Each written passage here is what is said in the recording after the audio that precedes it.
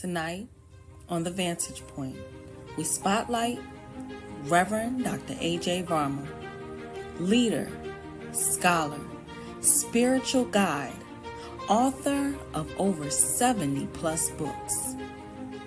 He's the Coptic Pope of today, with over thousands of sermons, leading ceremonies, conferences, and so much more. He has been leading the way for brothers and sisters all across the globe for over 20 years. He is known to be a blessing for melanated people, proven by his ability to answer all questions. This is no doubt, as it's been seen and proved time and time again, especially here on The Vantage Point.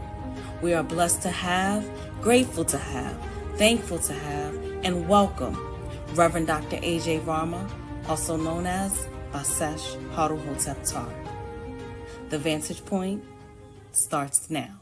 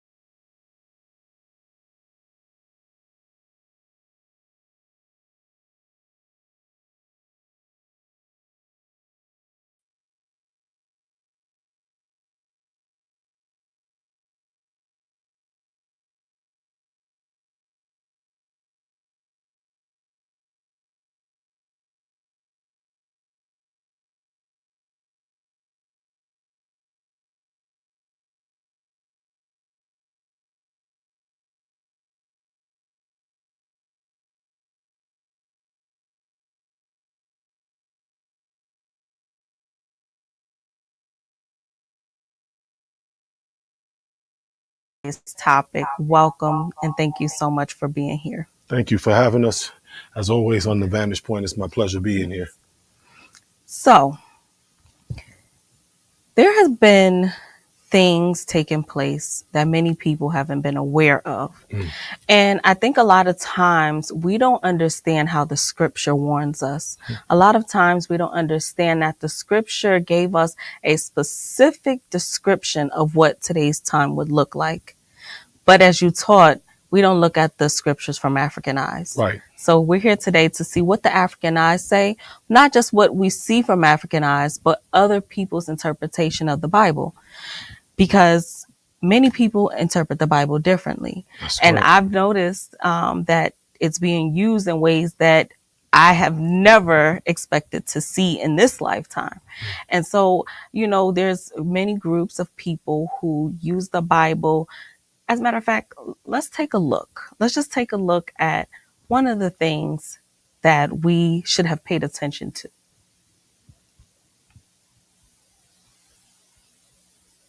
Our state education leaders push for Christian religion in public schools after a major Oklahoma Supreme Court decision this week denying a religious charter school. State Superintendent Ryan Walters doubled down by requiring all Oklahoma educators to teach the Bible effective immediately. I listened into today's board meeting, as I have many others, where it has become difficult to discern whether this is talk or action.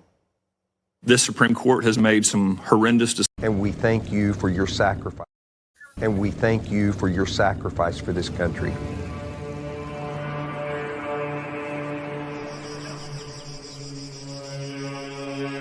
How many of y'all know when I say Megiddo Valley, you know what that means?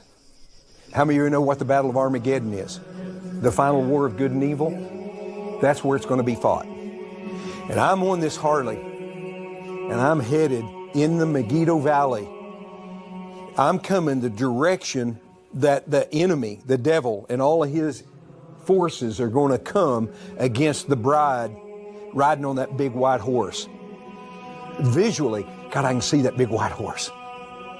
And I'm riding along there, and I said, God, I don't want to be at the back of the pack.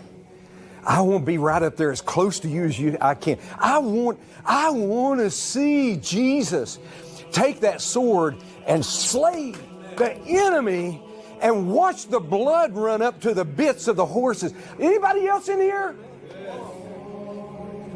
Man, I'm riding on that motorcycle getting pumped.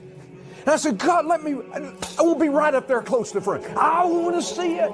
What do I got to do to get there?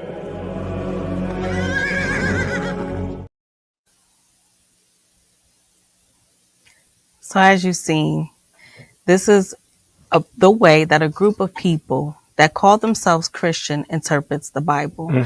Now, what is it that we should be understanding or interpreting when we see something like this? Well, first of all, I think it's important that melanated people, not just Christians, because I could find videos of Islamic clerics who are saying the same thing from their interpretation of the Quran. Right. So the first thing is to not believe that this is just some splinter group of people, right? There are people that are Jewish people that are interpreting the Old Testament the same way. They're reading Ezekiel and Daniel's, and they're saying this is the time for Israel to spread and take back its land and push the Palestinians into the ocean. There's Palestinians saying, and other Arabs and people of that sort saying, push the Israelis into the ocean. There's Russians saying, push, and Russians are backed by the Russian Orthodox Church. There's tens of millions of them. Very powerful. Vladimir Putin, that's his church, the Russian Orthodox Church. And they're saying, push the West into the ocean. Okay. The Chinese, who into the Taoist faith, they're saying, push the eagle into the ocean. So you have people from all branches of the sons of Canaan. Melanin, you got black people. Congo, turning child soldiers, cutting off limbs to get gold and diamonds and uranium and rubidium and give it to Europe and to make money. And they're using religion. Everybody's using religions to fuel war.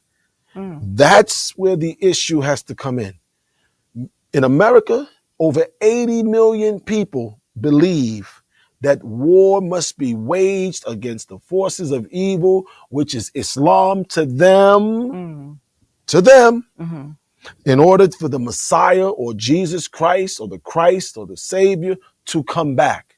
They believe the book of Revelations when they say blood will run through the streets up to the horse's bridle, which is that thing that's kept in the horse. That's a lot of blood. And there's people who are trying to usher this in. You got people who believe that amongst the Sunnis or the Shiites of the Middle East, who are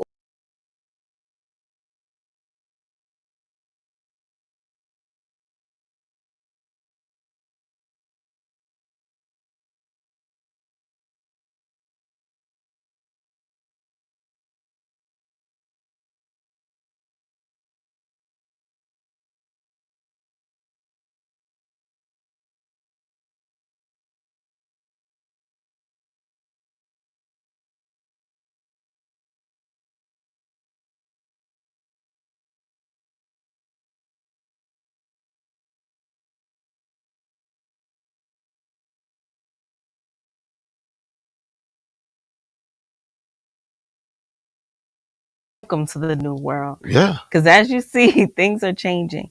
So as it pertains to war, what does this have to do with the old system? Well, the old system says, what is it that Europe was exporting? What is it that the Middle East was exporting, right? If you open up that one there, that computer there, I think it has a microphone on it. If we open that up, right, what is it that the Middle East is exporting, right? Before there was oil in Saudi Arabia, before there was oil controlled, say, by Europe, the European Union, before they had invaded other people's lands, before Europeans left Europe, and before the desert Arabs came across the Hijaz into what they're calling Arabia, suppressed the black peoples that are there in Oman and Qatar and Jordan and Yemen and those areas, and brought in this pale Arab or melanin recessive dynasties and red Arabs. What did these Aryan invaders, who took on different names as they usurped other people's spiritual systems and religion, and took Christian and became Christian, and took African Hebrews and became Jewish, and took African Islam, or in the West Africa, all the way in Senegal and Tuba and places of that nature, in Nubia and Umdurman, took this system and created an Arabicized doctrine. What were these people exporting? They were exporting war. You see, the Vikings, the Norsemen, the Germanic people, the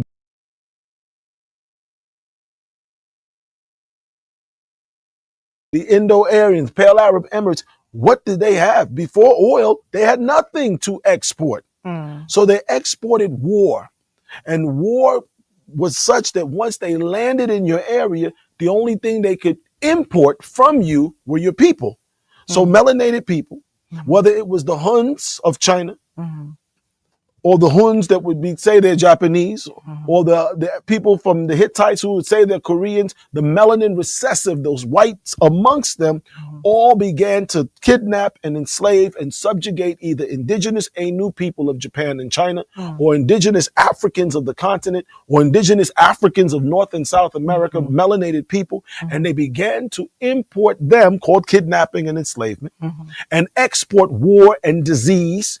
And the main tool, once the colonization or subjugation of a people had succeeded, the main tool that would be used to enforce or reinforce their dominance on you was a spiritual system called religion, and they had to pattern it after the original Quran, which is 119 degrees, in the right order, right, where Surah Al-Alaq was first, and the original Bible in its original order, with the book of Job being the first chapter and Revelations being back in the original Testament. They had to replace that with a Hellenized version of the Bible called the Septuagint, a Romanized version of the New Testament called the Vulgate, a Anglicized version of the Bible called the King James, a Pakistani version of the Quran, Marmaduke Picktel, Maulana Muhammad Ali, all these different translations, in order to create a narrative that would justify their behavior and their lack of intelligence. Okay, right there. That's where I want to be. When did this first take place? When the Bible and the Quran was being used to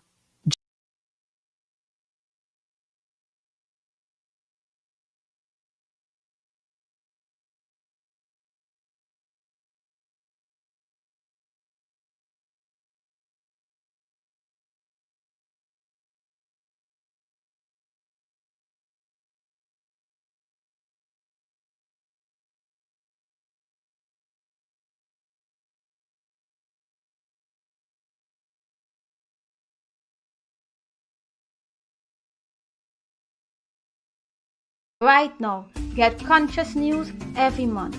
Stay up to date with the Coptic Revealer. Every month, you can expect conscious perspectives, balanced advice, inspirational stories, together with provoking discussions on every topic. Read and enjoy a magazine that goes beyond and above the scenes. What you waiting for? Start your collection now. This full-color magazine for just $3 US.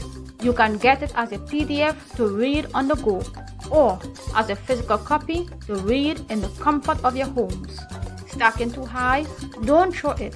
You can leave it at the train stations, barber salons, taxis, buses, cafes. Someone will need it. The Coptic Revealer at www.journeyhomegroup.com. What has happened to the Nubian Melaninite male?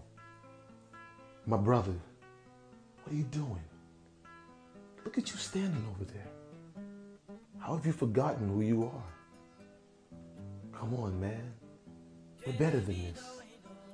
Killing each other, selling drugs in our neighborhood, listening to crazy music, allowing women, our mothers, our daughters, our sisters, our wives to go unprotected. When do we stand? Who will stand with me? Will we fix the world in which we find ourselves today? Can it be done? I say yes. What say you? Join the Holy Coptic Church of the Black Messiah, Journey Home Group International, today. Is the Nubian male an endangered species? Order your book today at www.journeyhomegroup.com.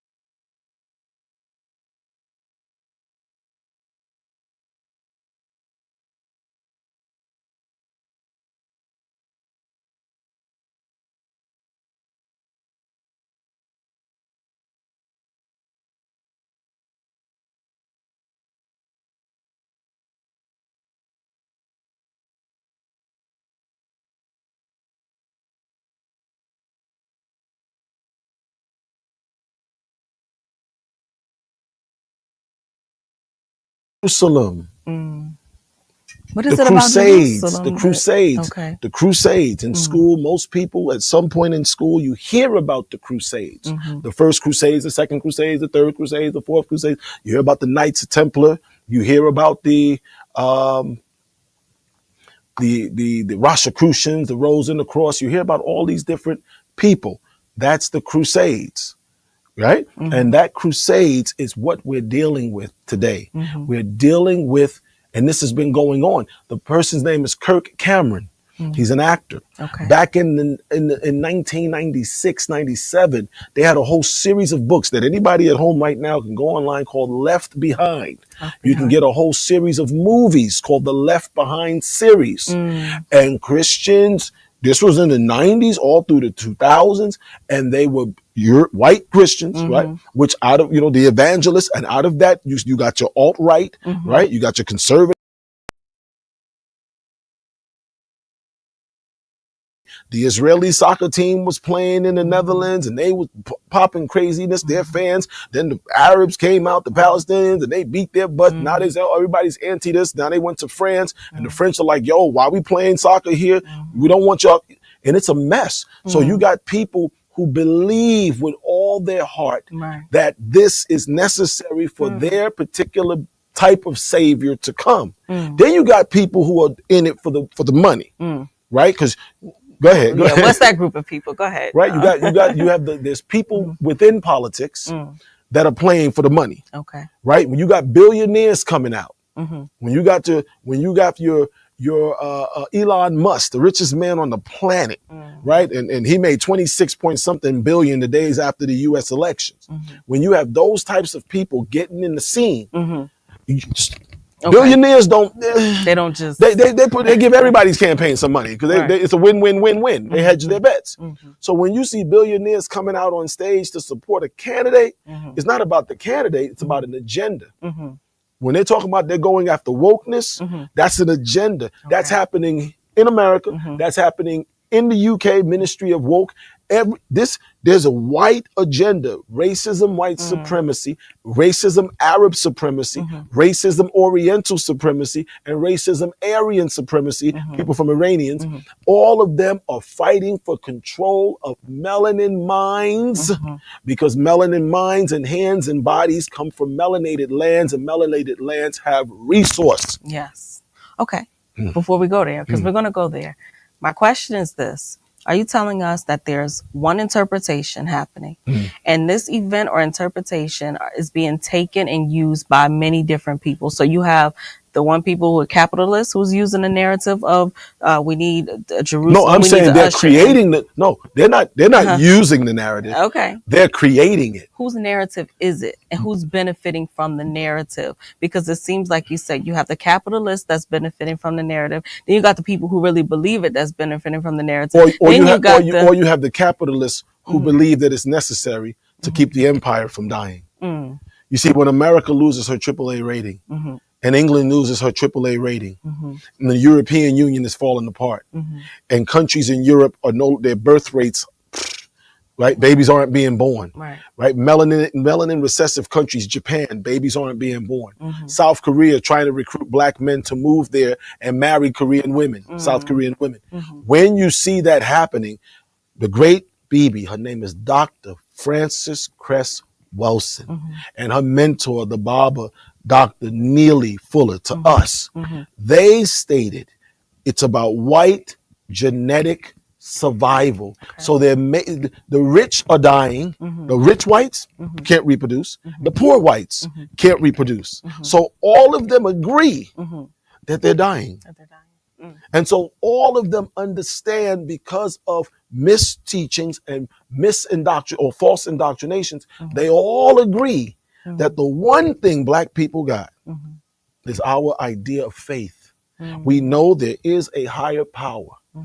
Indigenously, we understood that was the ancestors that took us back to the Most High Heavenly One. But everyone came in and they indoctrinated us and have us giving credit that the ancestors, that the guardian angelic host of Africa, that the white preachers, Paula White spoke about when she was saying during the 2020 election that you got to call on the African gods to help Trump win. Okay, well, those gods that she was literally praying to and Trump was praying to, well, those gods, those ancestors, those guardian angels, those Elohim, those Allahumma, them, they are the ones we're supposed to be giving the power to, because they were sent from on high by the Most High Heavenly One.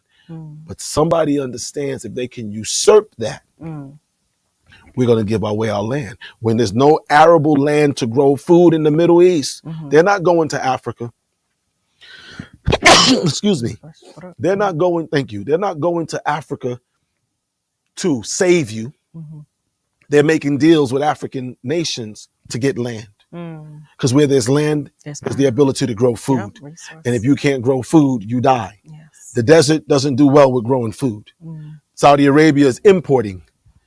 England is importing. Yes. If you're in England and you're eating mango, there's no mango fields in England. No. If you're eating guava, there's no guava fields in England. If you're eating pineapple, there's no pineapple fields in England. There's not much. You have mutton, some lambs, right? You got, some lamb, you got lamb, no cows. The cows are from Zimbabwe, Botswana, and Mozambique.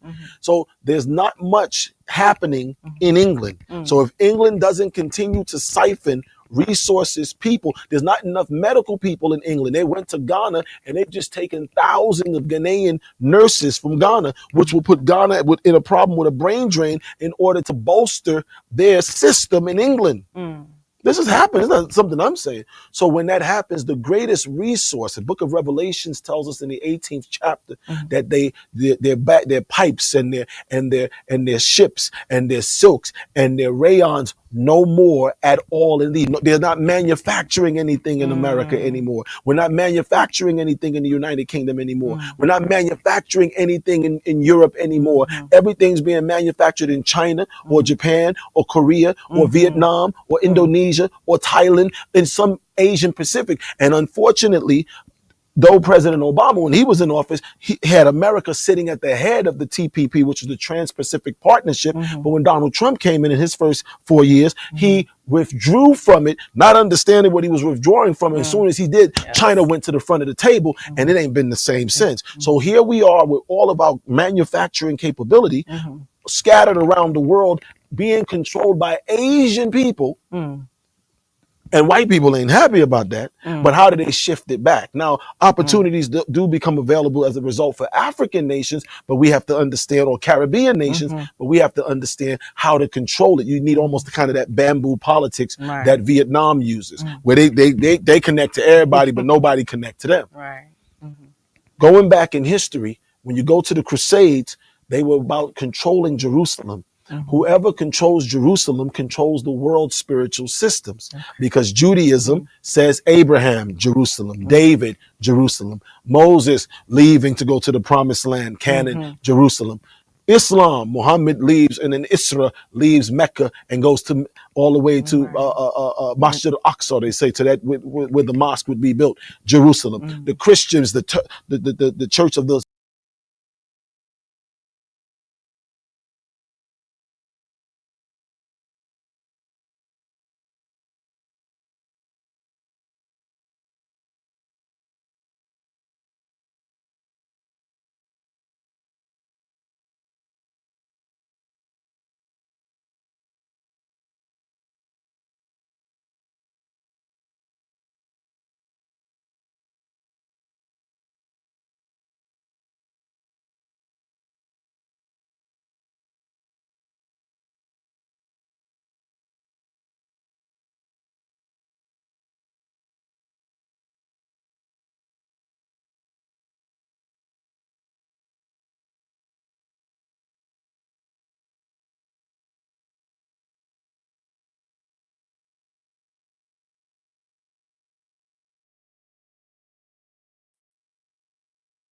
be made, especially as countries are moving from fossil fuels to other sources. So the wealth of the Middle East is shifting. So now you'll see Oman, you turn on the news now, CNN, you got commercials coming on trying to tell you, come see Bahrain, come see UAE, come see, and all of the Middle Eastern countries are buying up golf, they're buying up sports, they're buying up all of the different things. They're buying up all of these different things in order to control it. Okay.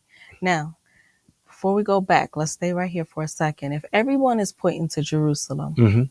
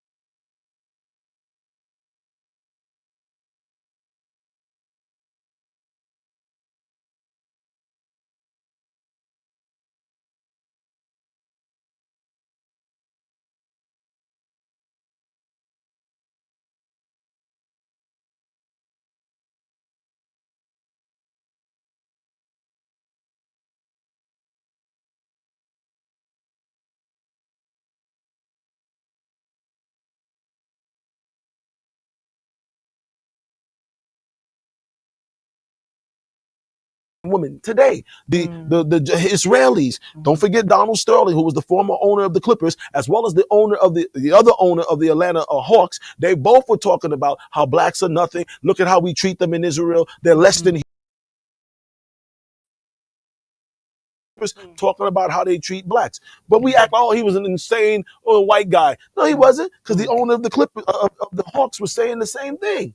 And they got to get him out the way. Then they find out in Major League Baseball, same things being said. So somebody is profiting off of black ignorance. And this is what the scripture warns us about in the book of Habakkuk. It says, my people suffer, and Hosea, my people suffer for lack of knowledge. If we don't have knowledge, as the great Baba Neely Fuller says, if you don't understand racism, white supremacy, what it is and how it works, everything you seek to do will only confuse you. So we are confused. We are buying into their interpretation of faith systems. I didn't say that the faith systems inherently from their original doctrine and cosmology and theology, when it was looked at through African eyes, as you said earlier, that we had no problem with. That's who we are today as Nazarites or Nazarene or Ansarullah or Nazarene or Nazareth or Nazareth or Sardian, if you're talking Egyptology. All the same, we have a faith system. We believe in that. But what they're using and how they've mistranslated the Bible and how they've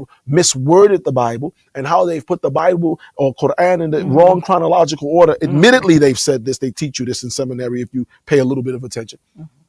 How they, or amongst the Molanas of Islam, how they've taken that and then are using it and saying, oh, this looks like this. So if we play it this way, we can sell a bunch of bombs and missiles. The people who own Lockheed Martin, the people who own Smith, the AK-47 makers, the Ruger's companies, they don't give a damn who's pulling the trigger. They sell to everybody. They sell to the Israelis. They sell to the Palestinians. They sell to the Russians. They sell to the Ukrainians. They sell to the people in Congo. They sell to us during our civil war that took place in Liberia. They're selling to the people in Ghana that's now fighting. They're selling to Boko Haram, who's fighting in the north. All of these people, these are the war gods, or what they call the people of Mars, the war cult, Caesar's cult. The Vatican's involved in it. The Vatican, the Pope walking around looking pious, involved in it. The Sauds involved in it. These people are killing innocent people because they make Leviathan, as he's called in the Bible in Job 41. Leviathan, as he's called, makes his survives off of the blood of the innocent. This is why they don't care how many innocent Palestinian babies die. They don't care how many innocent Israeli babies die. They don't care how many innocent black people babies die. They don't care how many Puerto Rican people babies. They don't care how many Mexican kids drown as they're crossing into the Rio Grande. They don't care. And they didn't care about how many chosen people died. Oh no, because all of those, as far as they're concerned, you're the problem. So, because you never said, are we the chosen people? Is that what you're saying? No, we who? Right, go ahead. Who is the chosen people, and where is that in the Bible? The chosen people come from amongst the melanated people. Not that someone's choosing you, but that you're choosing someone. See, we say we take one step towards God and God takes 10 towards us. And somebody usurped that and got us waiting for something to happen to us first. We got to, chosen is how you behave. You know, when you go to a wedding, a European style wedding, they says, who gives away this bride? Her daddy says, me, uncle, brother, some man, me, I'm giving her away, right? And then they ask her, who have you, the man says, who's your betrothed? They ask the man. So somebody has to choose. You have to choose the covenant you make. When a woman chooses to marry a man, she chooses. She's not waiting for him. He don't say, we get married on Tuesday. No. Will you marry me? Yes. All right. You just chose this person. So what makes us chosen is not merely, oh, we're black. Yes. Being melanated, that's a badge of honor, right? Because you have this melanin that coats the brain, the neurons, the dendrites. You don't suffer from Parkinson's and abundantly, Alzheimer's abundantly, abundantly, right? We have it. it's now there because of diet and different things and stresses, but they suffer. We don't go through osteoporosis the way they do, where you curl up and, you know, look like the hunchback of Notre Dame. And again, I'm not saying it doesn't happen to any, but it doesn't happen abundantly. So your melanin is protecting you if you live right. Now, you can have all the melanin in the world be as dark as your dress that you're wearing right now, and you decide to smoke weed, sniff cocaine, eat mushrooms, and, you know, not the food mushrooms, the other kind of mushroom, right? And live a crazy behavior. It's going to have a detriment to you. It's going to destroy you. It's going to cause problems. But if you choose to live a chosen lifestyle, you see? Chosen lifestyle. What's the lifestyle you've chosen? If you say you're a Muslim, have you chosen to live in accordance to that faith, the way it's intended? If you say you're a Christian, have you chosen to be a better person? You can't tell me you chose Christianity or Islam, but you're pro killing babies and taking sides. There's no side when there's innocent children getting killed. There's no sides. So a chosen people render unto Caesar, as Christ said, the things that are Caesar, and unto God the things that are God's. So if Caesar is waging war, chosen people say no.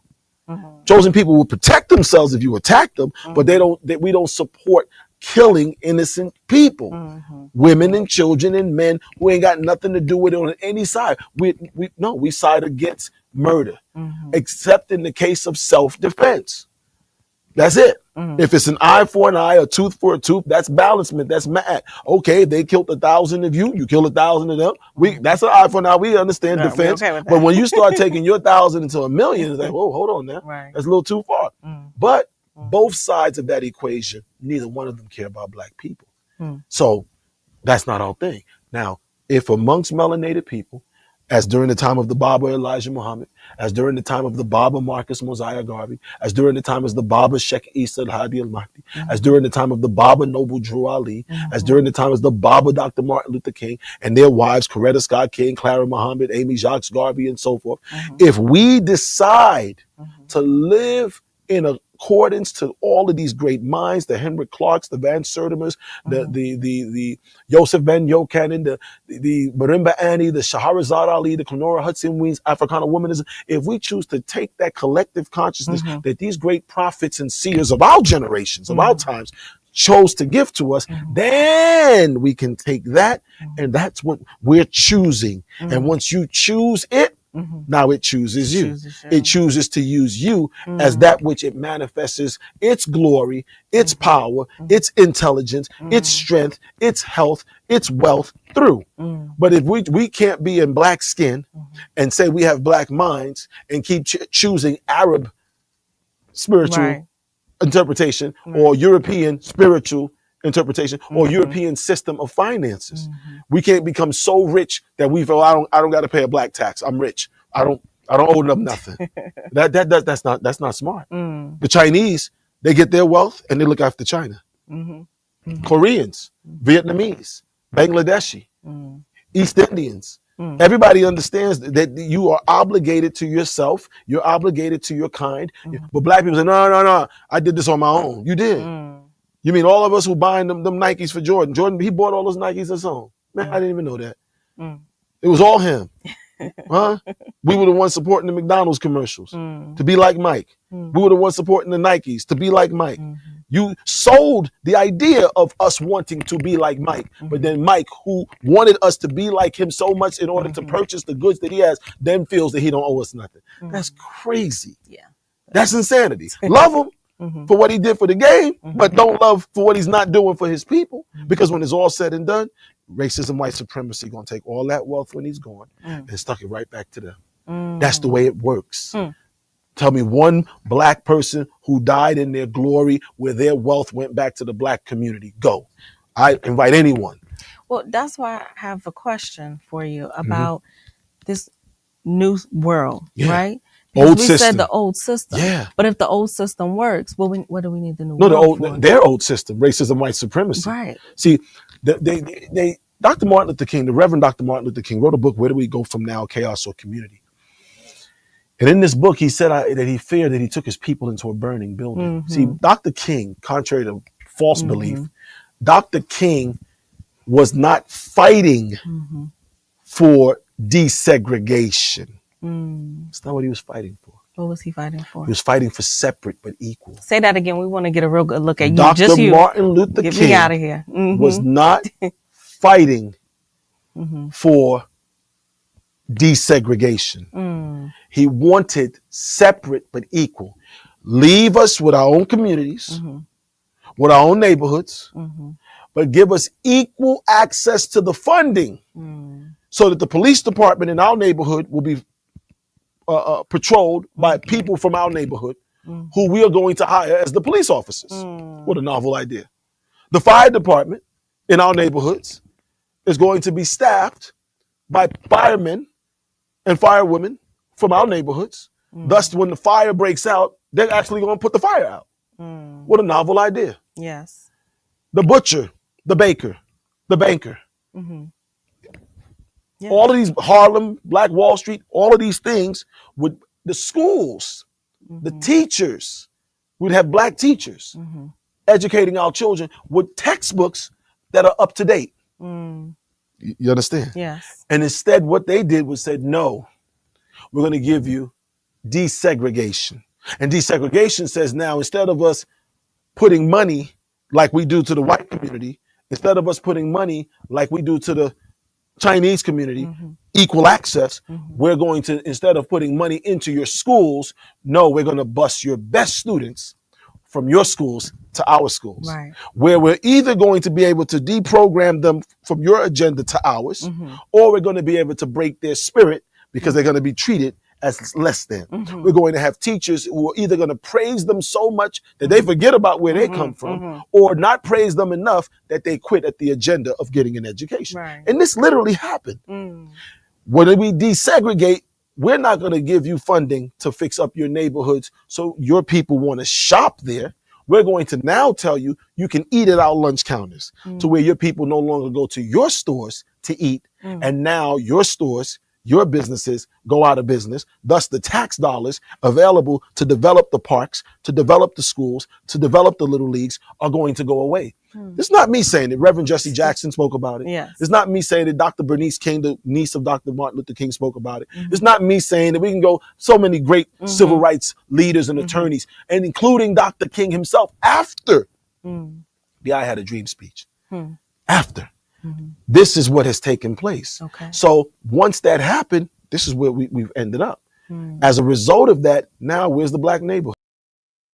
America, I go to England. England used to have black areas in Liverpool. England used to have black areas, Finsbury Park, as my brother Kahun Muntu Tar speaks about all the time, that were black areas. Even in Dalston was a black area. Even today, what they're called in Tottenham used to be black. And there's one last street, West Green Road, the last area of black businesses in one area in the United Kingdom.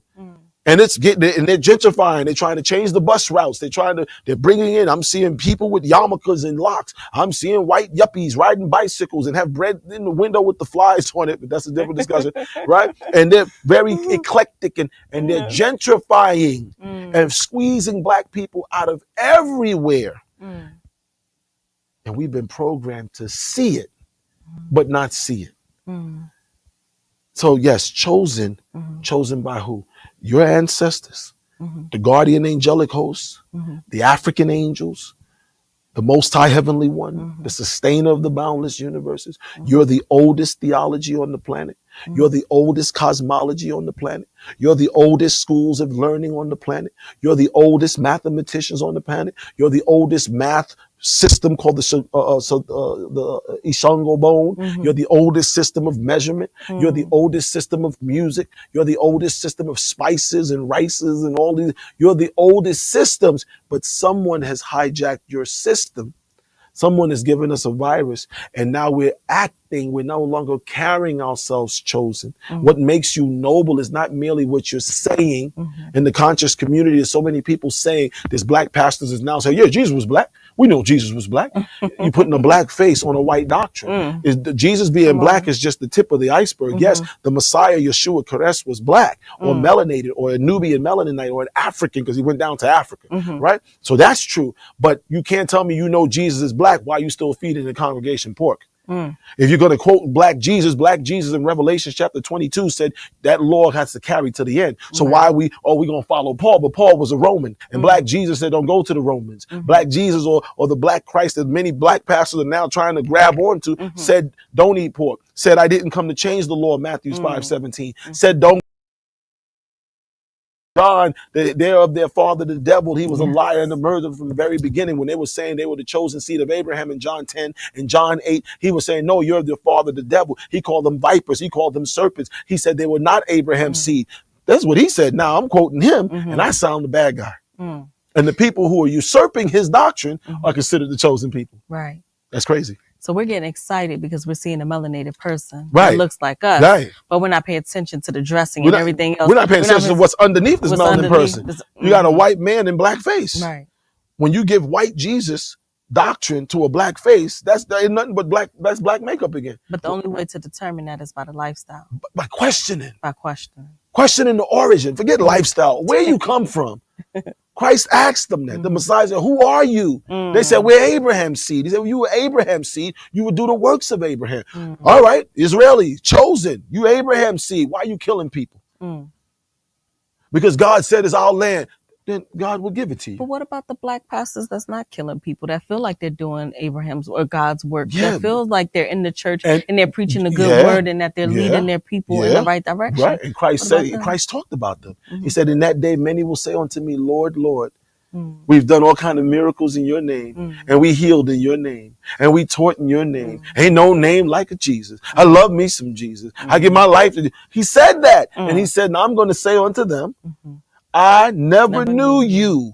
Depart from me, you that work iniquity. You iniquity in the Greek, anomia, lawlessness. So it's not you just saying I'm a good person. There's a lot of good pastors. There's a lot of good rabbis. There's a lot of good imams. But all it takes for evil to triumph is for good people to do nothing. So being good in and of itself ain't going to cut it. Christ said, by swords, two-edged sword.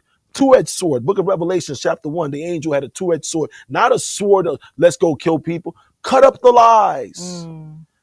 Book of John, 1 John 4, 1. Beloved, believe not every spirit, but test the spirit to see whether they're of God or not. For there have gone many false prophets into the world. The book of 1 John, chapter 2, 18. So there's many antichrists. So we're looking at antichrist in Islam called Dib the Messiah.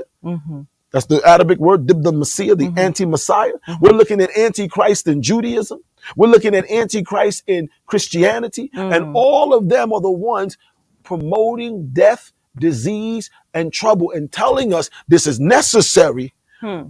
This is necessary for Christ to come back. But will these men of high power who are controlling what we see today, what we hear today, would they say that someone else is the Antichrist? Of course. We're going to think about that for a second. We're going to take a quick commercial break because when we get back, we want to look at what would they say, because they may look at us as if we're the Antichrist. Okay, I have no problem with that. So we need to see what does the scripture say. Okay. Because they're using scripture too. Okay. So we're going to take a quick commercial break and we'll be right back. I'm your host, Azandi Malinki. I want to see you in just a moment. Right now, get conscious news every month. Stay up to date with the Cryptic Revealer. Every month, you can expect conscious perspectives, balanced advice, inspirational stories, together with provoking discussions on every topic. Read and enjoy a magazine that goes beyond and above the scenes.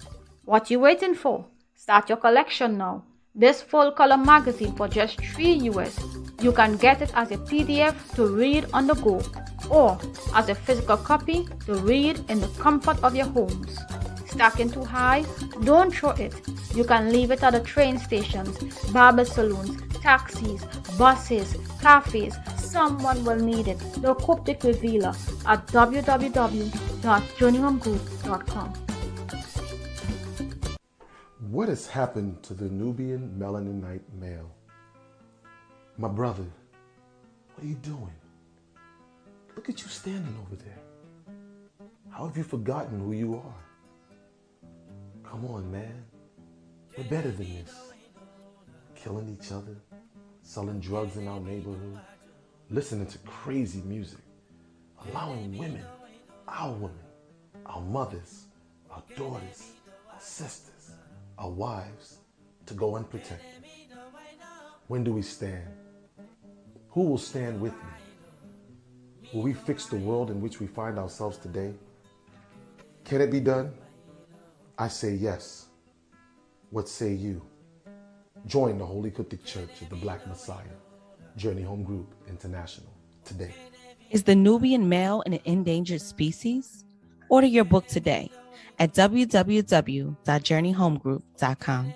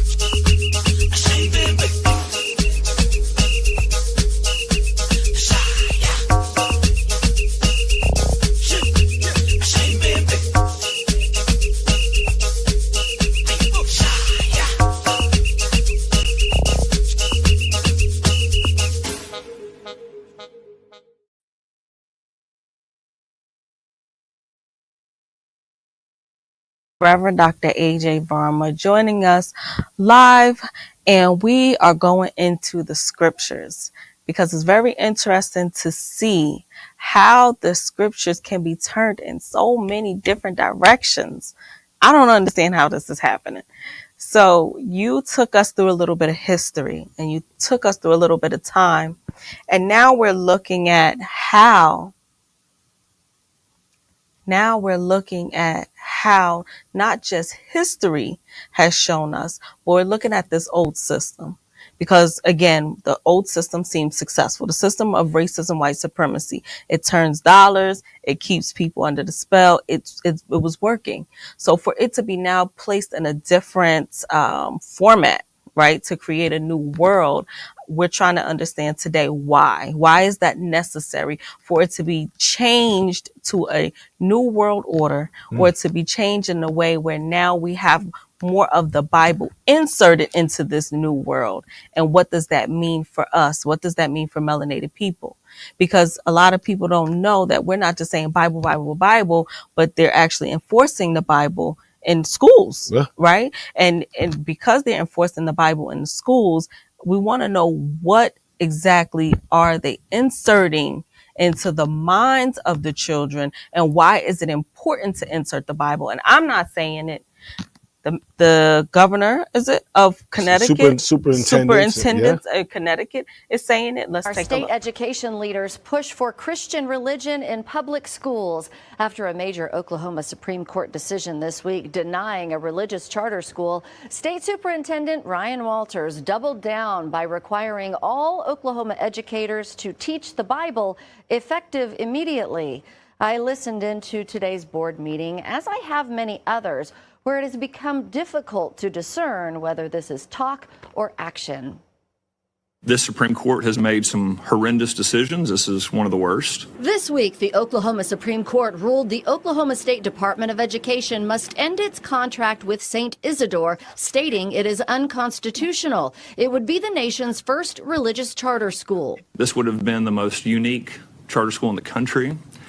So I want you all to know we will continue to fight back against this. Fighting this, State Superintendent Ryan Walters is not. The Supreme Court denied his request to be a part of the lawsuit last November. Just days after the ruling, Walters issued a Bible mandate in all public schools. We will be issuing a memo today that every school district will adhere to, which is that every teacher, every classroom in the state will have a Bible in the classroom, and we'll be teaching from the Bible in the classroom. Walters pointed to state statutes. Under Title 70, multiple occasions, the Bible is a necessary historical document. I looked at Title 70. He didn't specify a section, and it's nearly 1,500 pages. It's only mentioned 4 times, 3 times under approved elective courses, and once as an approved record for a Greenwood scholarship. Enforcement is too early to tell. While Walters has passed controversial emergency rules, he has also said he will require the 10 Commandments in class, enforce prayer, and require religious training for teachers. That has not happened. Lawsuits already gearing up, including the same group behind the recent St. Isidore win. In a statement, Americans United says in part, Walters is abusing the power of his public office to impose his religious beliefs. Americans United is ready to step in and protect all Oklahoma public school children from constitutional. So, not only is it being enforced in now Trump, let's take a look at Trump saying that this is his favorite book. Work with me because I'm trying to understand how simultaneously these things are happening. Is it a coincidence? What does it mean? Let's listen to what Trump had to say. There's this, which is really the one that everyone at this table is talking about this morning. Former president turned Bible salesman?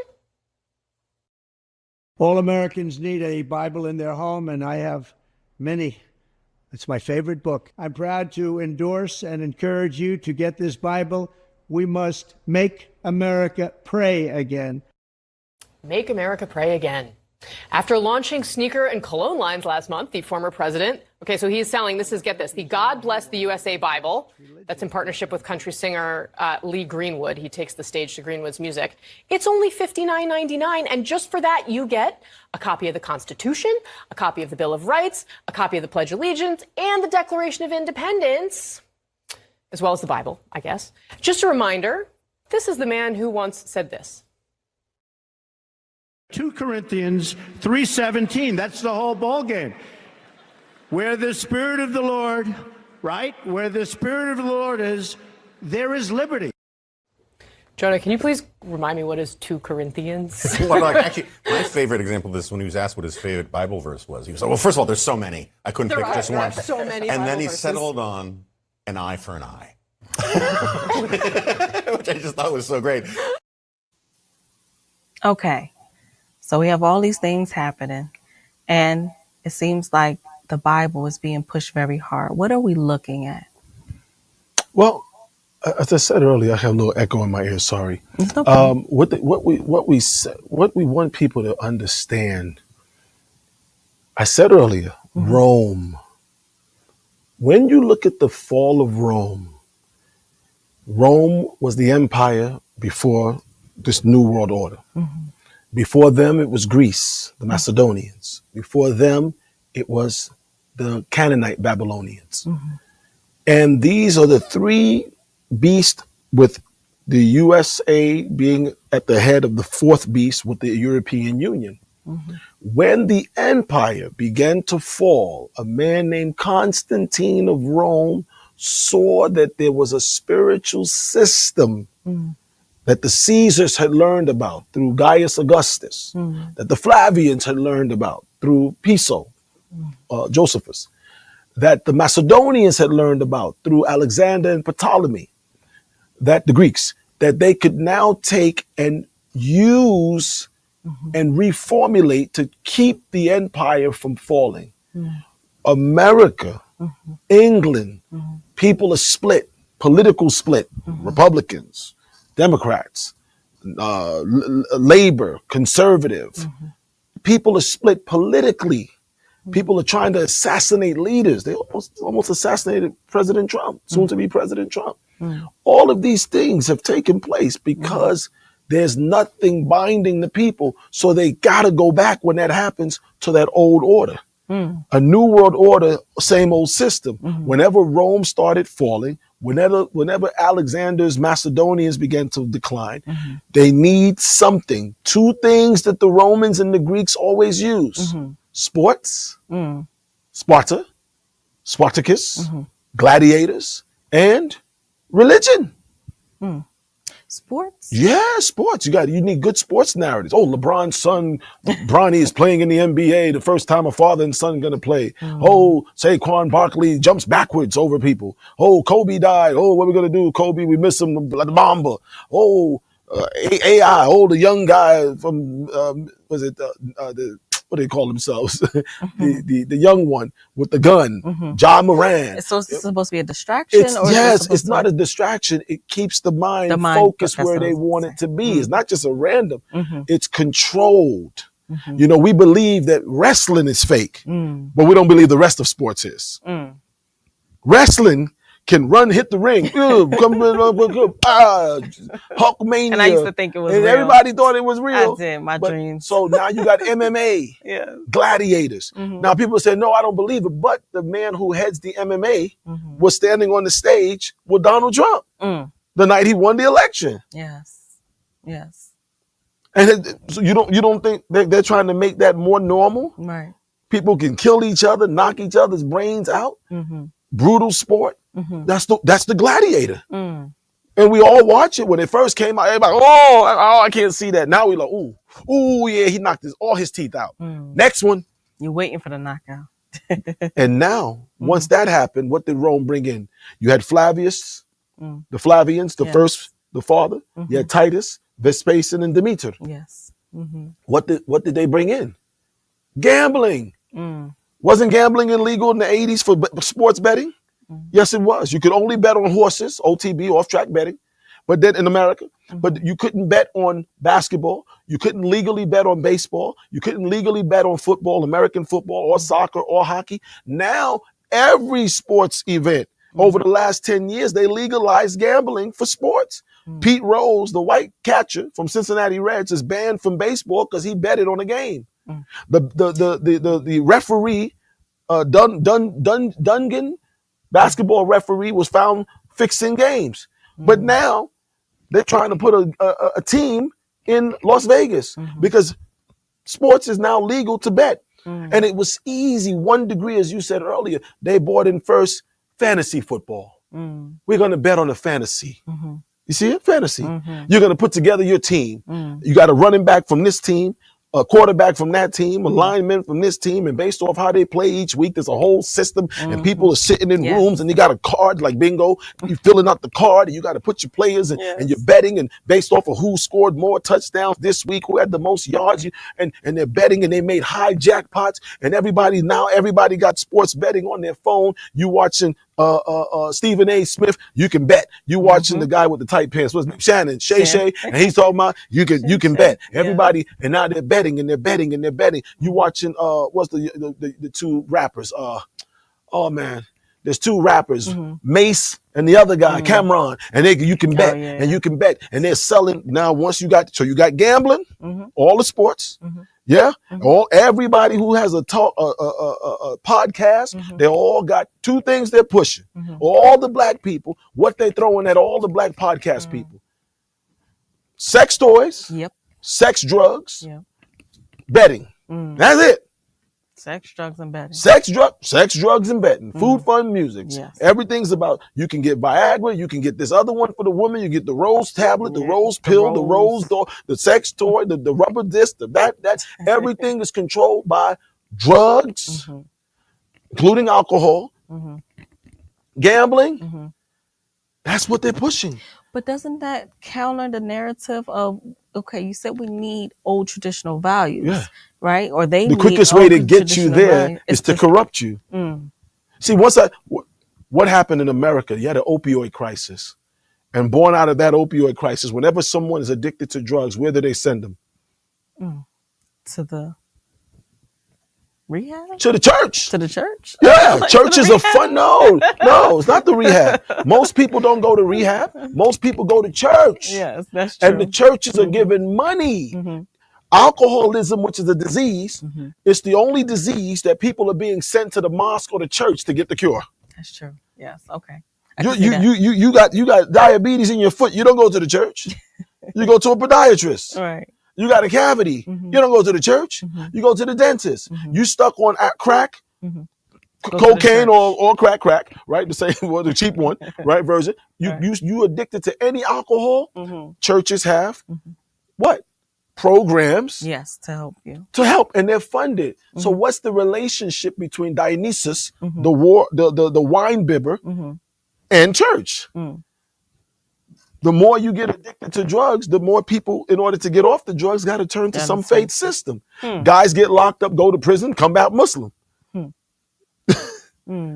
What's the correlationship between the gladiators being imprisoned and going towards Sunni or Shiite Arabicized Islam? I'm not talking African Islam. Right. Nobody grabs Africa's Tuba or Senegal or Mali or Timbuktu. We grab Pale Arab Emirate Islam or Aryan Syrian or Iranian or Bangladeshi or Pakistani. So they're controlling certain things. I wrote a book years ago called The Burial Ritual, What Happens When You Die. Okay. And in there, another book co-wrote with Dr. Horace Wright called African Soul, Divine Spirit. And in there I said there's certain things they put in the black neighborhood. They put funeral, right? Funeral death, homes, yes. cemeteries. All the cemeteries aren't in the white neighborhoods, they're in the black neighborhoods. Alcohol, all the liquor stores, black neighborhood. Abortion clinics, black neighborhood. Everything they give us is promoting death. Food deserts, all the sugars, all the yellow dyes, all the quarter waters that we used to drink when I was a kid, right? All of these things, black neighborhoods. That's true. So there's something being done. So we have to understand, as Rome is falling, as Greece is falling, as Russia, the Rus or the Bolsheviks are falling, as the Napoleonic War, what did they all have to do? Why is there a French Orthodox Church and a British or English Anglican Orthodox Church or Russian Orthodox Church or Spanish Orthodox Church and a Roman Orthodox Church? Those are the five families. Those are the five families. All of the European nations have an orthodoxy. Where's the African Orthodox Church? Ethiopian. Yeah. But black people ain't grabbing that. We're not going to Liobelli to make pilgrimage. We're not saying that Liobelli is where Christ is from. We're not saying Liobelli is where Christ went. We're not saying Nubia but it's is not in print. We're not grabbing that. We're not grabbing the Ethiopian Coptic doctrine. We're not grabbing the Nubian Coptic doctrine. No, we're grabbing white man with black face or white man with white face and saying color don't matter. So all of these things are now happening to the black, and it's going to keep getting worse. Black kids are back on mushrooms, y'all. Psychedelic mushrooms are being prescribed as treatment for depression and drug use. Okay, I'm not the smartest person in the world, don't claim to be, but I do read about what happened in the 60s and 50s and 70s and how black people were strung out in the 80s. I remember the crack epidemic. My oldest brother was addicted, might still be, I don't know, some days, to crack, right? Or to alcohol. This is happening and they're bringing it back. Why? Because the relationship between drug addiction, Mao Zedong, Chairman Mao said, religion, as it's given by Europeans, we're saying, religion is the opium of the masses. So the addiction to the belief that someone is going to come save us, instead of us, as Baba Elijah Muhammad said, how can you expect the people to respect you when you're begging them to do for you what you ought to do for yourself? So I believe in the Most High Heavenly One in you.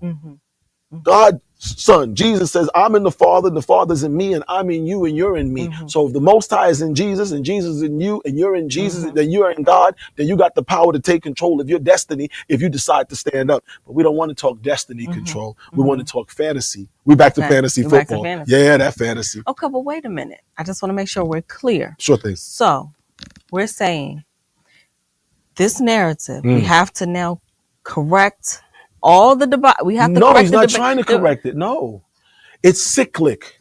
See, Leviathan is not creative. The fact that America and England or the European Union and other European nations are matching what happened in Rome and or matching what happened in England, and England was matching what happened, how England has risen and fallen, world affairs, how France rose and fall, Napoleon, how Russia, the Bolsheviks rose and fall, how Greece rose and fell, how they all keep, because they are all just using the same system. So the system has highs and lows. So that's why when you said the title, New World Order, same system. The system is the same. So all they keep doing, because black people, for some reason, we're no longer Sagiti. Sagiti is the South African way, and I may be misenunciating it, right? Siddiqui, from the word Sidi, right? Siddiqui in South Africa, it means the great elephant, a symbol that we had of rule in West Africa with the pygmy elephants, and Southern Africa, the Serengeti area, with the larger elephant. Elephants have a memory. We don't study history to memorize it. We're being publicly miseducated to just learn for the test, and then that's it. But if we can remember history, We can see. good, bad, and in between, then you'll see there's a cycle. And if you can see the cycle, then we'll know how to break through. So we're acting like this is new. We're acting like those of us, I'm 51, who are old enough to remember when Christians were waiting for the year 2000 that Jesus was coming. Muslims were saying 2000 was the Messiah, the Messiah, the Antichrist would fall. Y2K, Y2K, January 1st, midnight, 2000. All the computers were so the world. You had hell bop. There was cults killing themselves, committing suicide with black Nike suits on, another weird stuff, right? So all this stuff, again, all of this was about the year 2000. Muslims were talking. The Muhammad and the Mahdi were supposed to come. Christians were talking. Jesus was, and they promised this for 2,000 years for the Christians, 1,400 years for the Muslim, and it didn't happen. So they pivoted, and it became prosperity gospel. God no longer is punishing you. God loves you. And so from 2000 till now, it's for the first 20 years of this century, it's only been about prosperity. God wants you to have. Right. Oh, we were reading the secret. Christians were reading the secret. If you think rich, you're gonna be rich. If you be rich, then you're gonna act rich and good. And so we bought into it. And no matter how many good thoughts we had, those who didn't become rich, we kept blaming out. It's something I'm doing wrong. So somebody came to you, hey, you can invest in this online stock, Red Robin or Robin Hood or something like that. And you can get these stocks online. And people were walking around with phones and showing you how much Bitcoin, and the Bitcoin was huge.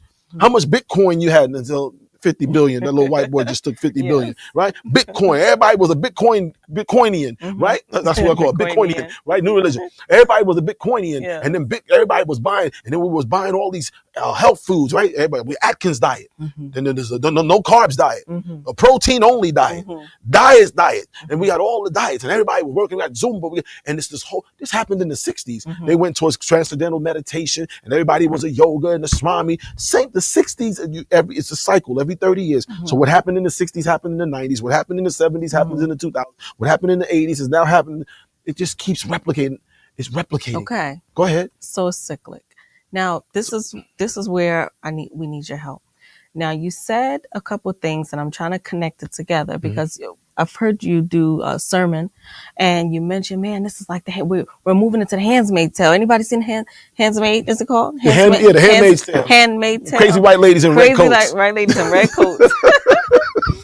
So anybody who's watched it, which I've been watching, and I'm like, man, so you would think that the laws are being changed in a way to remove those rights. Right. We spoke fantasy and we spoke mushrooms, and you're mentioning all these things that usually in that type of narrative, it's being removed from you having the ability to partake in those kind of behaviors, especially in overly sexualized and everything we see today. No, but it's a win. See, Leviathan's slick.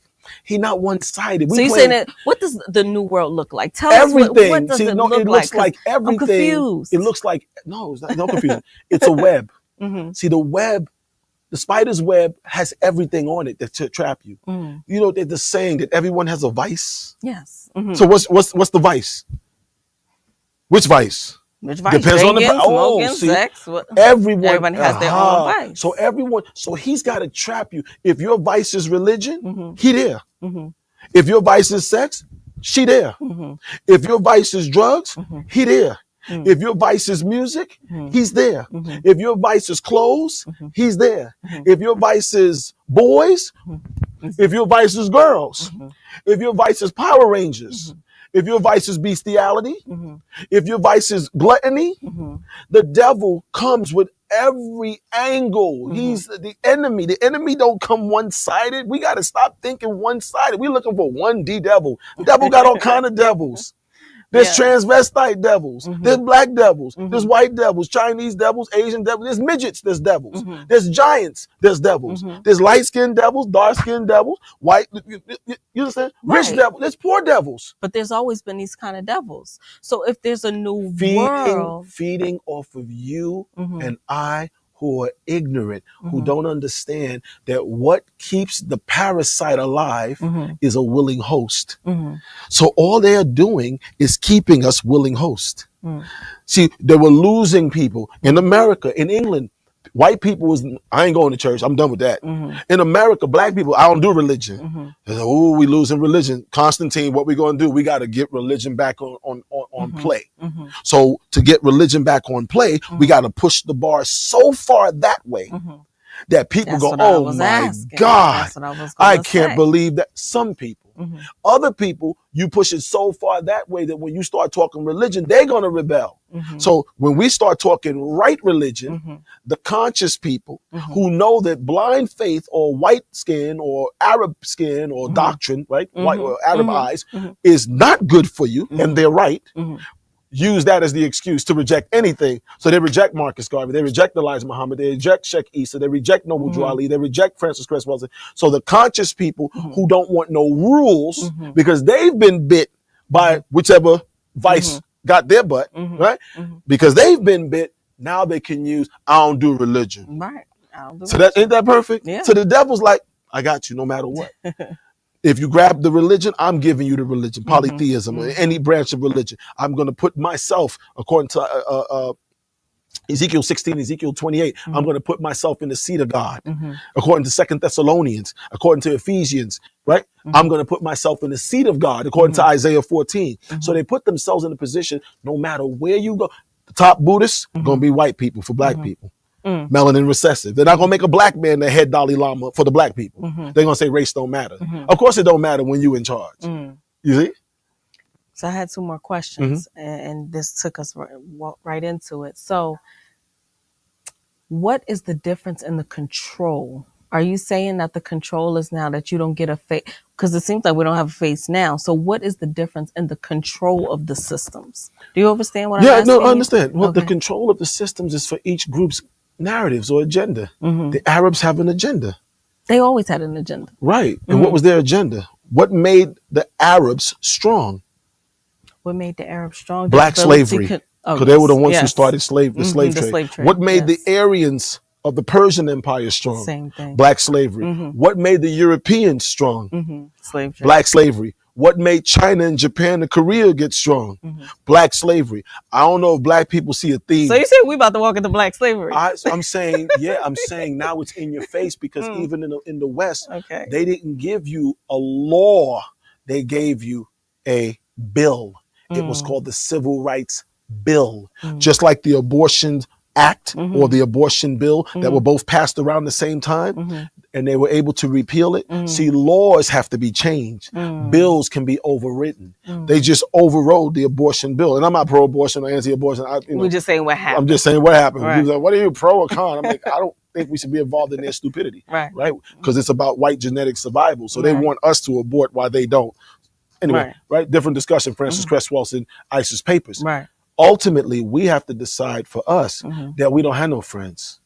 Everybody, the Pakistanis, the Bangladeshis, all of them come to the black neighborhoods in America, the black neighborhoods in England. They control all the corner shops. The Turks control everything. And they take your resources, your finances away from your neighborhood, from your schools, from your children, from your programs. They're not our friends. The Chinese that open up the wig shop, that do the nail shops, the people from Vietnam or Thailand, they all take your resources.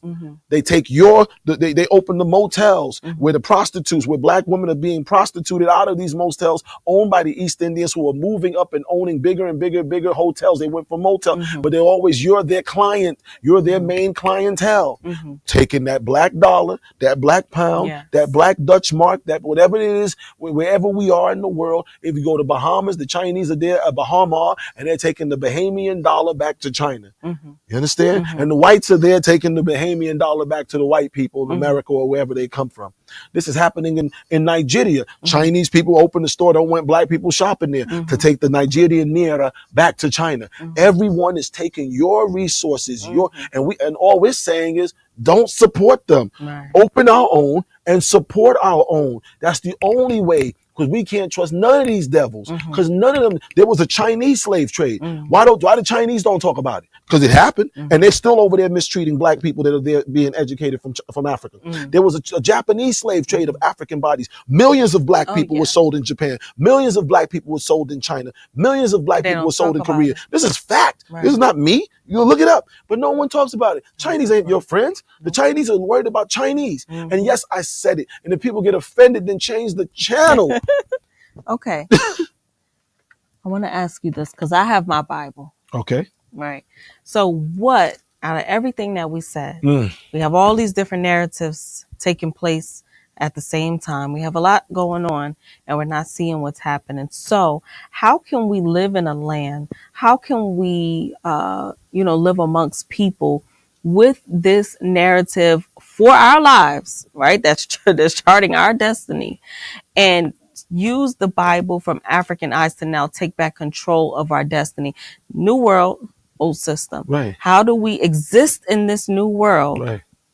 In a tonus format at the same time everything is happening. Okay, well, while everything is it's understanding packaging. And how does the Bible direct me? Well, first of all, the original Bible was yours. Okay. The original Quran was yours. I don't have a problem with the original. When I read the Bible in Hebrew, as my teacher, Sheikh Isa al-Hadi al-Mahdi, taught me, when I read the Quran in Arabic, when I read the New Testament in Greek, as he taught me, and those of us who were there, not the people who came after the fact and claim it, but that's a different discussion, right? When I'm reading it, I'm not reading it to see the translator's translation. He taught us to read it to see what it really means. And when you read it that way, when you say, what was the order the Bible was put in, and the scholars say, oh, well, Job should be first, then Genesis, then Exodus, then it should be then it should be Psalms.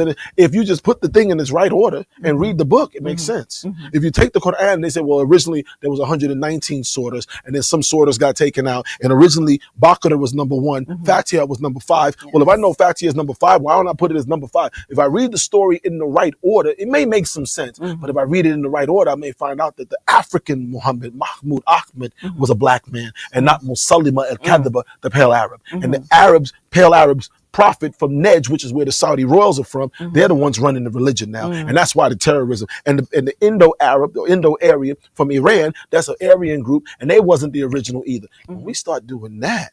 Wait, so you're saying you have the right order? I'm saying, what order do they say is right? Forget what I'm saying.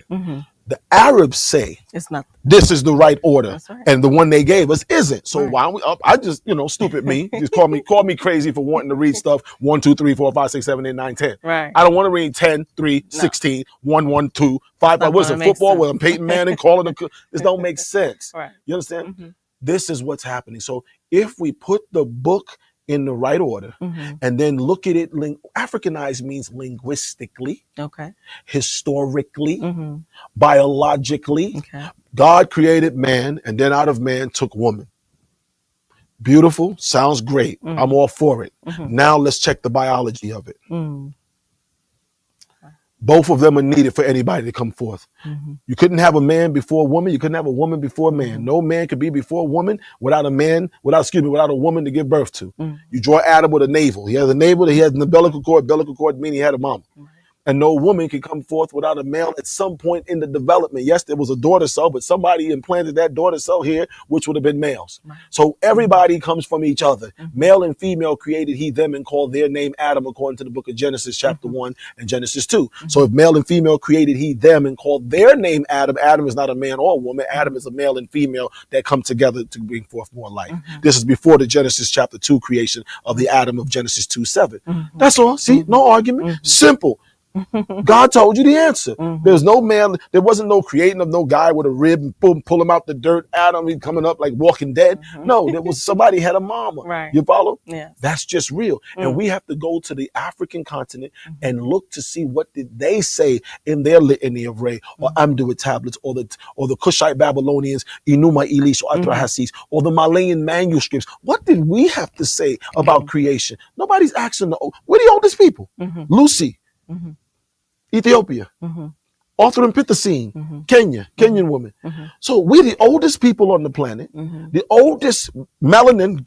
There was nobody who didn't have melanin. We're the oldest on the planet, and nobody asks us what we say. And if you stand up as a black man, black man, black man, black man, not just black woman. I love women, love black women, but black man. Because you, as Francis Cress Wilson, Dr. Francis Cress Wilson says, you have the ability because you have the genetic material to eliminate them off the planet because of your ability to procreate. Yes. We might have starvation, we might have drugs, we might have all that, but we have babies.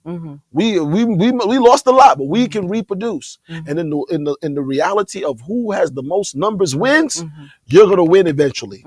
And that's the fear that they suffer from. So when a black man stands up called Baba the most honorable Elijah Muhammad, when a black man stands up called the Baba the most honorable Marcus Mosiah Garvey, when a black man stands up the Baba Sheikh Isa al-Hadi al-Mahdi, when a black man stands up, the Baba the most honorable Minister Louis Farrakhan, when a black man stands up, the Baba Dr. Martin Luther King, when a black man stands up, Dr. Pedro Campos, when a black man stands up, the Baba Madiba Mandela, when a black man stands up, Baba Van Sertima, when a black man stands up, Khalid Muhammad, when a black man stands up, Al-Hajj Malik Shabazz Malcolm, when a black man stands up, call it any black man that's listening, and stands next to a black woman or black women, whoa, now you got a problem because you're not supposed to be a Muslim as a black person to have an opinion because you're a slave. When you were the ones who have the oldest records, you're not supposed to be a black man who has an opinion as a Christian.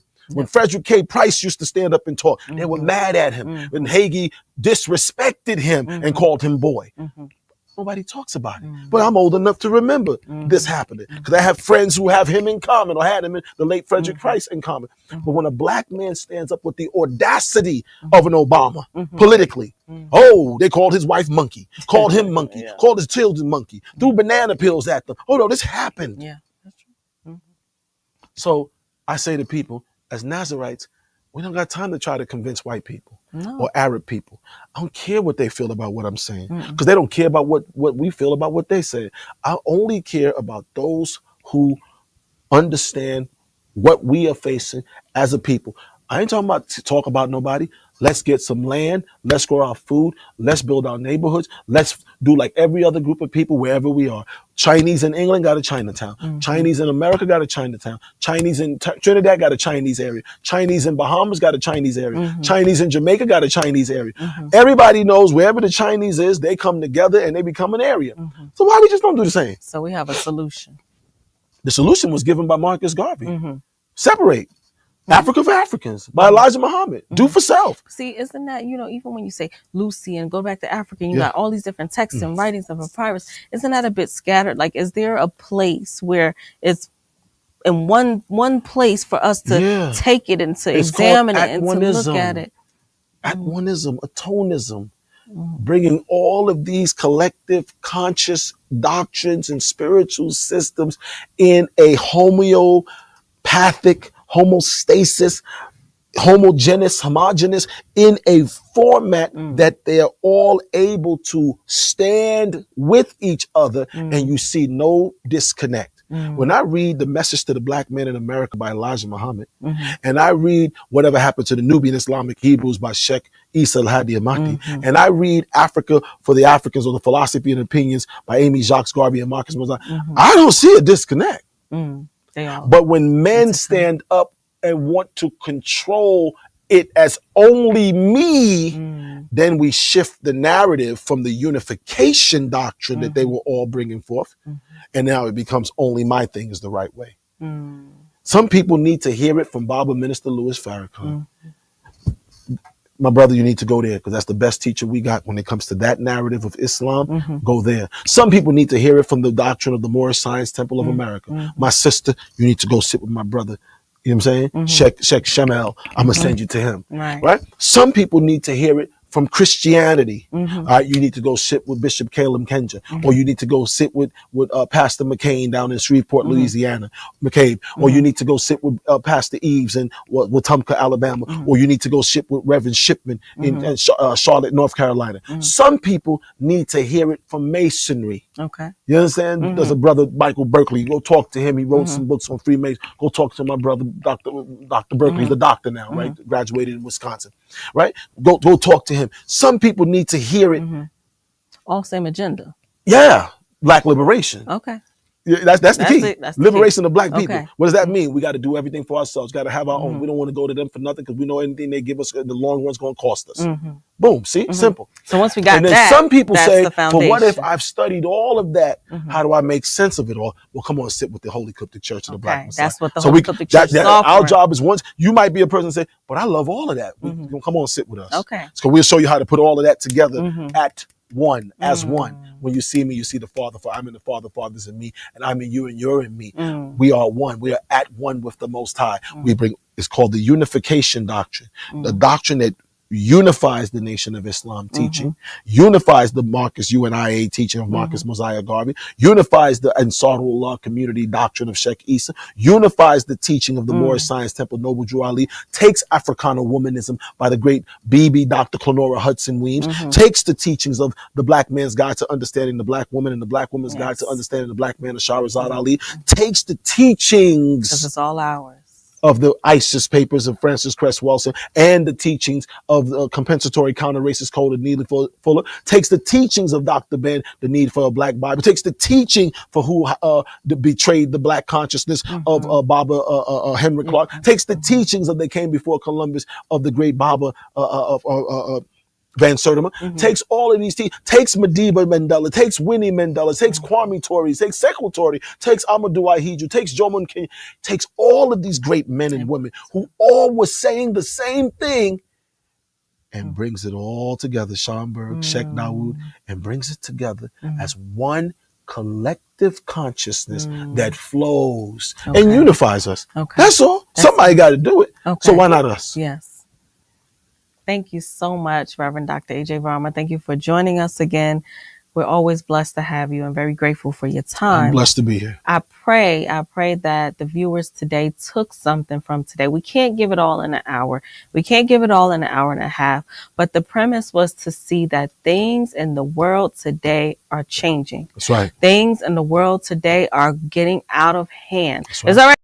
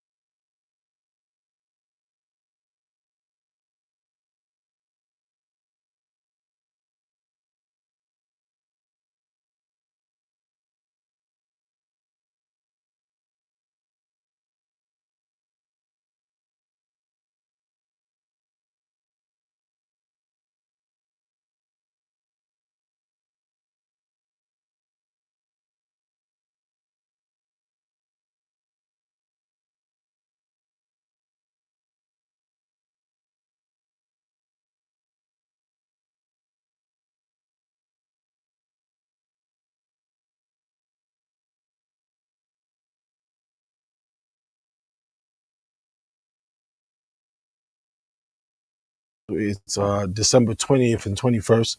Your viewers can go to journeyhomegroup.com. There's a link there. You click it, you register. It's free. Just you need your name and What is it about? Oh, well, it's about we're taking back scriptural manhood. Because everybody, you can be a gay man, a transvestite man, a woman man, or you know what I'm saying, a weak man, a six-figure man. You can be all these, but nobody wants to be a scriptural man. A scriptural man? Yeah, people who live the Nazarite way, people who choose to live the original Quran, people who choose to live the original Bible that says men are men and we got responsibilities and women are women, and we're going to do like Bibi Shahrazad Ali, hold black women accountable so you can be put back on the throne as an asset to our people, and hold black men accountable and walk the right way and talk the right way and dress the right way and put the breast back in the bra where it belongs, not on the top of the shirt, and take the skinny jeans off and start being men and start being, families, and sit down to dinner, and mothers make the food and daddies bring the drinks, and we put it together. We sit down with our children and play games. Wait a minute. Does some daddies know how to cook the food? Yeah, you better. A lot I of didn't say men cook the food. I said put the food on the table. That's what I'm talking about. No, Right. I cook. I love cooking. You can cook? Yeah, I can cook. I'm really good at it. Matter of fact, we're going to do that You one sure of these you days. can cook? Oh, I'm one of the best you ever going to see, right? That is what it is. Mary Mattel. That's my mama's name. Check her resume. Can I challenge you to show us how to Yeah, cook? challenge me, matter of fact. Let me see. Pick one of these Fridays. Next Friday. Jeez, that Because Thanksgiving is coming up. That's black woman for you, but I'm gonna call you at back next Friday. Let me see. Because I don't want you to run away and we can't find I'm you. always run. Like, you gotta run, but yeah, we're gonna do that. Let's do that. So Thanksgiving is coming up. Thanksgiving Feast of Gratitude, we call it. Feast of Gratitude. Right, we ain't killing Native Americans. We're not right? killing Native Right. Americans. But Feast of Gratitude is coming up. yes. So you're going to show us how to cook a Feast of Gratitude meal. Some things to that meal, Alan. Come on now. I'm gonna do a 5-course. A 5-course. Okay. I ain't gonna do the 10-course. So can we air it here on the Vantage Point? Yeah, you can air it. Do I get to taste it to confirm if this is good food? As long as you're gonna say it tastes good. Now, Okay, so you heard it here first. A scriptural man, That's has right. certain qualities and characteristics. So we want you to join the men's conference. Men's conference, which is December 20th taking and place. 21st. We're reclaiming scriptural manhood, bringing back scriptural manhood, representing scriptural manhood, and what we mean by scriptures: original Bible, original Quran, right order, black face, black mind, black No eyes. white underneath. Nah. Okay. I think we're good on that. We're going to put that information in the description box so that you can register your friends, register your family. Come back next week because we got a challenge.